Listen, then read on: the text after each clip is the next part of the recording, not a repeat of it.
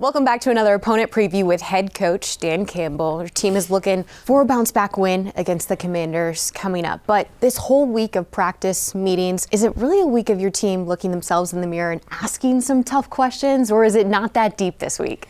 Well, I think anytime you come off a difficult loss that we felt like we all should have played better, you got to look at yourself in the mirror. And the easy thing is to start, man, if he would have done this, if we would have done that, if you would have done, and then you got to step back and look at yourself and be like, man, well, I did not hold up my end of the bargain, and I do that myself. And so our guys, man, they're prideful. We go back to work, we clean it up, and we go out and compete and get another win. Going out to play the Commanders on the road this week, Jane Daniels is out after suffering injury. In steps the 11-year vet Marcus Mariota. He's going to have to work with a banged-up wide receiver room, but one guy he does have is Deebo Samuel, and they have a pretty good connection already. They do. Deebo's a good player. They bring him in motion here. We know him well. San Francisco. He's made a lot of plays.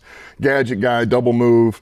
And look, Mariota's a good player, man. Let's not forget. He's played a lot in this league. He's a dynamic athlete. He can throw the football. And this is just a good look at it. It's really double move-ish. Just make him stop his feet, take off, ball in the air. And these are the things. These are the throws this quarterback can make, and these are the plays Deebo can make. Leading the rushing attack for the Commanders is a rookie, Ja'Cory Krosky-Merritt. He shows a lot of balance. He shows he does not go down very easily. What is the challenge for your defensive front in this one?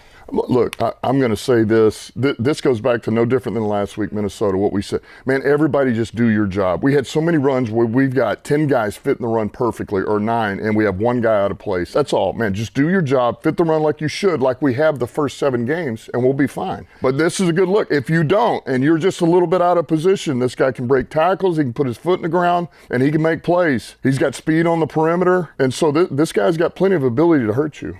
Defensively for Washington, they've got Jacob Martin on the edge. First season in Washington, 9th in the league. Somehow he makes it work with whatever team he happens to be on in the season. 3.5 sacks this season. He's also good up there in the run game. What kind of challenge is there on the edge for your tackles? Well, this guy doesn't give up, man. He plays the run. He tries to set edges. He's pretty relentless. He doesn't finish. And this is him. This is just a good look at the strain here. He gets knocked off balance here. He gets his feet set. He uses his hands. He sheds the block. He gets in on the play. And he really does this in the pass game too, man. He continues to work. And I think that's it, man. Just know you're in the fight for 5 seconds. Secondary for Washington, also another unit that is banged up. A lot's going to fall on Jeremy Reeves' plate. He's also an ace on special teams. He's a very physical guy. What are you bracing your offense for? Well, I think you got to know where he's at. And, the guy is a ball hawk. He can run. He can hit. This is him just popping his feet. And look, he's active. He'll come down and blitz, too. He can do a little bit of everything. He's got ball skills. And, I think a lot like some of the guys we have, man. He just finds the way to get the ball out and create impact plays. And he's doing it here again.